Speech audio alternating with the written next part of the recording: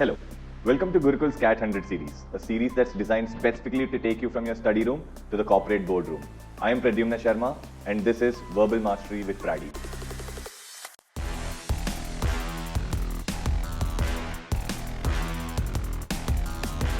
Hello everyone, welcome back to another video. Now, in case you want to take these 5 questions as a test, please go on to www.thegurukul.org.in. In case you want to continue with this video, then this is your first question. Pause the video here, answer this question, and then we'll move on to the second question. This is your second question. Pause the video here, answer this question, and then we'll move on to the third question.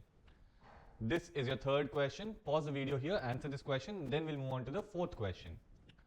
This is your fourth question. Pause the video here, answer this question, and then we'll move on to the fifth question. This is your fifth question. Pause the video here, answer this question, and then we'll move on to the question explanations and answer explanations. Now, this is your first question. This is a para summary type of question. So, the paragraph says in 1950, the father of modern computing, Alan Turing, published a paper outlining a way of determining whether a computer thinks. So, in all of this, what is important? Alan Turing gave us or wrote a paper which is talking about how or whether a computer actually thinks. This is now called the Turing test. So, whatever way he said in which we can tell if a computer thinks, that is the Turing test. Turing imagined a human being engaged in conversation with 2 interlocutors hidden from you, one another human being, the other a computer. So, there are 2 people. Okay, that a human being is talking to. One is a computer, one is a human being, another human being. So that is what's being told till here. The game is to work out which is which. If a computer can fool 70% of the judges in a 5-minute conversation into thinking it's a person, the computer passes the test. So if a judge is talking to a computer and within 5 minutes, at least 70% of the judges who are involved in the test think that they're speaking to a person instead of a computer, then the computer passes the test. It is shown as something of a sort of thinking. Would passing the Turing test, something which now seems imminent, show that an AI has achieved thought and understanding? Turing dismissed this question as hopelessly vague and replaced it with pragmatic definition of thought, whereby to think means passing the test. Now, the question that's being asked in this particular passage is, okay, just by passing the Turing test, can we think that the AI is having thought or having understanding? But Turing had, he didn't think so carefully about this. He just dismissed it or this entire question as vague. Okay, that means unclear. And he said that, okay, thought means thinking, thought or thinking means that passing that test. Turing was wrong, however, when he said that only clear notion of understanding is purely the behavioral one of passing his test. Although this way of thinking now dominates cognitive science, there's also a clear everyday notion of understanding that's tied down to consciousness. So, now, if you're looking at cognitive science, most of the cognitive science is thinking of Turing test as a valid way of thinking and understanding. But our normal everyday thinking, which Alan Turing has dismissed or he has not cared about, is nothing but something that's tied to consciousness, something that has a relationship to consciousness. To understand in this sense is to grasp some truth about reality consciously. So, to understand how reality is and how humans think, you have to get the concept of consciousness, which Alan Turing had, not considered when he was talking about his Turing test. So, let's look at the option 1. The Turing test suggests that computers can think since they can mimic human conversations convincingly, but true understanding of reality involves consciousness. Okay, fair enough. Here he says that Turing test suggests that computers can think since they can mimic human conversations convincingly. Great. But true understanding of reality involves consciousness. So, the facts that are put are correct. Okay. However, the tone in which he has mentioned this does not seem very correct. He has to see that the Turing test or Alan Turing has not thought of this. Okay, it's not just that the understanding of reality involves consciousness, but that Alan Turing has not thought of it. He has, he did not consider that, because that is how the tone is set about Alan Turing in the passage, right? So for us, the clarity part of it, okay, in our take the cab, it will take you home mnemonic, clarity, accuracy, and brevity are what we are looking at, correct? So in this, the clarity part is missing, so maybe this might not be my best possible answer. Now, second one, although Turing equated passing his imitation test with thinking, he overlooked the everyday understanding of understanding as a conscious grasp of reality. Fair enough. Now, in this, we get this one word, he overlooked something, okay, and that satisfies the clarity part. So, 2 is a better answer than 1 for sure. Now the third one, while Turing test focused on behavior mimicking thought based on cognitive science, it did not test the conscious understanding human possesses. Okay, again, these are some words that he has used to just, mimic what is being given, but it does not really mean the same thing as the passage. While Turing test focused on behavior mimicking, where did we talk about behavior mimicking? Okay, we're just talking about how the conversation has gone, okay, how the thought process has happened. Okay, behavior mimicking thought based on cognitive science. Again, it's not based on cognitive science. In cognitive science, we are using this, this kind of a test to determine whether it is human or not. So definitely not going to take this as my answer. Fourth one, Turing's emphasis on imitative behavior as intelligence overlooked the pragmatic comprehension that is required for the true understanding of reality. Again, look at this option, very, very clever guy. He's rephrased the words that he's taken the words from the paragraph and put them here just to make us think that this is the correct answer. Turing's emphasis on imitative behavior. Where are we talking about imitative behavior in this entire passage? There's no reference to imitative behavior in this passage, correct? So this is clearly going out, but the other words are from the paragraph. So this is not the correct answer, but don't fall for trap options like this. So the best possible answer for us would be second option, which literally tells us what is there in the passage. Let's move to the second question. Now this is also another para summary type of question, which means there will be negative marking, so please be very careful with questions like this. The passage says, Stanley Milgram's shock experiments are arguably the most famous in the history of psychology. Especially relevant is the experiment 5, where a participant had to give a test to an innocent person in another room and turn up a dial with increasingly greater shocks for each wrong answer. So maybe there are two people, okay, one person who is the participant and the other person who is the test taker. So this participant is the one who is being observed, okay, and this participant has to increase the severity of punishment for every wrong answer that the test taker is giving. At 270 volts, the test taker demanded to be released from the test and was making agonizing screams. That means extremely painful screams. At higher levels, the police became desperate and hysterical. That means more than 270 volts. Okay, people were starting to lose control. They were screaming. They wanted to go out of the test. And at higher levels, people became more desperate and they became extremely hysterical. Nevertheless, under pressure from an authority figure, that means now there's another authority figure. Okay, let me just put on the hat over here. So there's this authority figure. Yes, under the pressure from the authority figure, 80% of participants were at least at 270 volts and 65% went all the way to shock. The 450 volt level, which was a lethal level of shock. Lethal as in something that could kill you. So because this authority figure is, looking at this particular participant, they went ahead and they gave, 65% of people gave 450 volts of shock, at least 80% gave 270 volts of shock. That means they although it was unbearable for the test taker, these people still gave the shock. Why? Because the authority figure was there in the presence and he was supervising this entire experiment. So let's look at the options. Milgram's experiments demonstrated the extent to which people can act in a malevolent manner, even to the point of inflicting severe harm on others. Fair enough. I agree that people are acting in a malevolent manner. Malevolent manner is a manner in which you're looking to do some harm to others. You're thinking bad for others. But the problem is here in this particular option, nowhere has he mentioned about the authority figure, which is very important part of the idea that's coming up in this paragraph, right? So definitely not going to consider this as my answer option. Second one, in Milgram's experiment, most participants inflicted severe shocks on another person despite their pleas to stop, illustrating the use of shock experiments in psychology. Again, we do not have the reason of why people were doing it.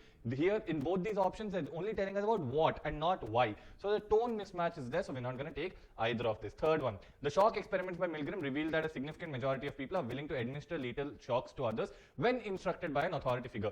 So this is a good summary for the paragraph because it talks about why and what. Okay, so far this is a good option. Fourth one, Milgram's shock experiments showed that people's tendency to obey authority figures diminishes when victims' distress becomes evident. So obviously here he's saying that when the victim's distress becomes evident, that means when you can see that the victim or the test taker in this case is feeling bad or is hurt, you stop. But that does not happen in the experiment. So definitively this is an opposite answer and cannot be considered as correct answer. So this is not going to be my right answer. The best possible answer is option 3. Now let's go to the third question. Third question is a tricky question. We'll have to understand this paragraph a little constructively. It's again a para summary based question. So my suggestion, in case you think you're not able to understand this paragraph, I would say leaving this question would be a better choice than attempting it and losing that one precious mark. Always remember, in verbal ability section, you should not have ego. You should only be attempting questions that you're sure that you will get the correct answers to. So here in the passage he says, in attributing artistic and aesthetic modes of existence to works, Gilson adverted to physical objects' relationships to experiences and actions of cognizing subjects. What does this mean? This means that, okay, when we are looking at, contribution or when we are talking about aesthetics or artistic modes of existence of works, that means whatever artwork is there, to see how artistic it is or how aesthetic it is, this person, Gilson, he's talking about how the physical object relates to experiences or actions. Okay. Similarly, many have taken subjective relations and experiences to be crucial to answering the question of the existence of works of art. It has often been proposed, for example, that works are at least in part a product of the imagination, and this is not merely in the sense that artists must imagine what sort of thing they want to make or do if a work of art is to be brought into existence. So what's he saying? Yes, many people have talked about the subjective relation of and experiences that are very important to understanding about this existence of works of art. Okay. And that does not mean that, yes, the artist has to imagine what he wants to paint or what he wants to draw about or talk about. That is not the kind of imagination, that's not the only kind of imagination which we are looking at. Instead, what are we looking at? We're looking at people. Okay, so here he says, instead the thought is that even existence or reality of a completed work of art continues to depend on the make-believe or imaginative activity of the artist or some other subject, such as the observer or reader or who appreciates the work as a work of art. So it's not only while making the art, but even to enjoy that art, even to look at that art and say, yes, this is a work of art, this is beautiful. We have to involve ourselves into the make-believe, into the imaginative part about how that art is made. If you just look at a picture, the picture might not be very beautiful unless you imagine something in that picture. That's what this whole passage talks about. Now, if you're looking at the options, art's acceptance depends on the subjective and experiential imagination of the artist. Now, this is a partial scope choice because he only talks about the artist's perspective, right? Second one, art exists through the subjective experience and the imagination of the observer of the art. Again, both of these together I would have taken them, but individually these both are just partial scope choices. Third one, subjective relations and experiences are critical for creating and experiencing art. Now, this is broad enough, although it does not specifically mention anyone. Okay, when he's talking about these things are important, yes, it's broad enough for me to take as a summary. Fourth one, art is essentially a make-believe endeavor of the artist through their cognitive experiences. Again, this becomes a partial scope choice when we are specifically talking only about the artist. So out of these four options, I would definitely say that third option resembles a good summary the best. So my correct answer for this would be option 3. Now let's go to the next question. Now this question is a para-jumble type of question.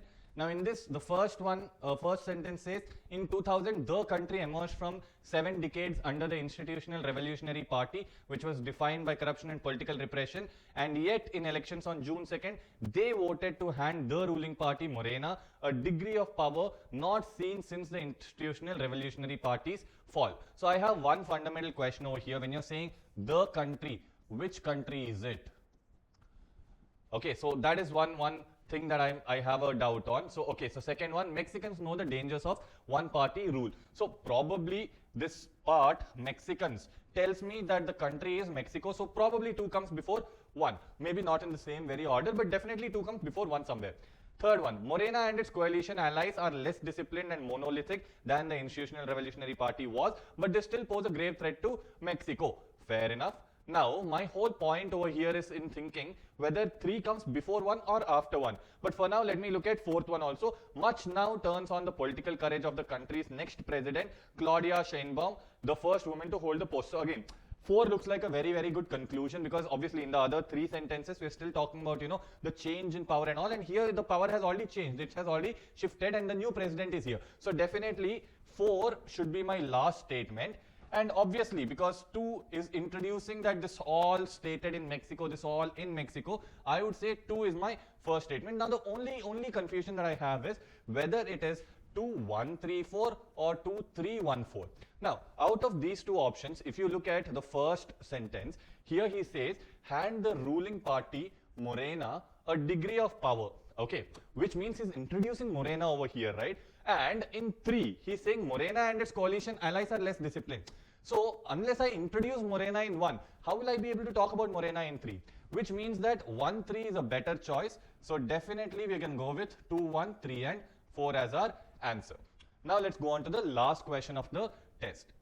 Now this question is also a para-jumble type of question. So let's read the line by line, let's read sentence by sentence and try to understand where to place, what to place.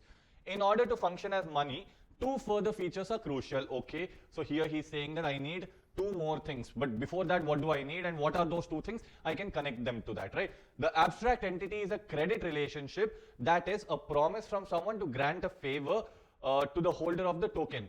Now, what is this abstract entity? He said the abstract entity, right? So which abstract entity am I even talking about?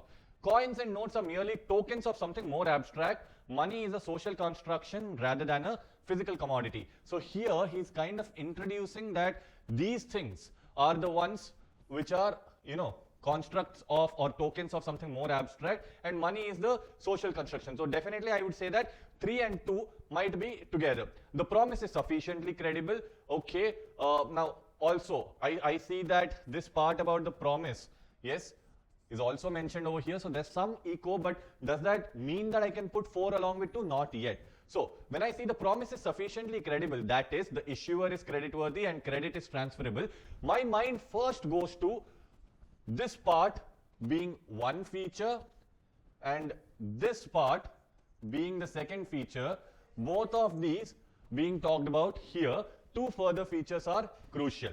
So having said this, since 3 is my most generic statement, it's introducing the topic, I will start with 3 as my first sentence, then move on to 2 because of the abstractness.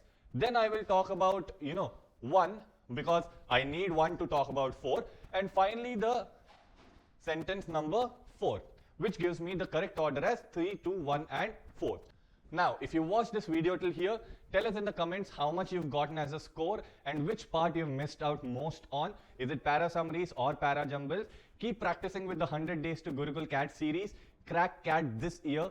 Drop a like if you've liked this video and share this with a friend who does not have enough resources to practice for CAT 2025 verbal ability. There are also logical reasoning and quant series in the same 100 Days to CAT test series, which is giving you 300 tests for free. So drop a subscribe and I'll see you in the Hope you enjoyed learning from today's session. This series is designed to help you with your CAT preparation and practice daily. We are with you in this journey. To watch the next video, click here. And to watch Gurukul's CAT 100 series, study room to boardroom, the entire playlist, click here. If you learned from today's session, like, share and subscribe.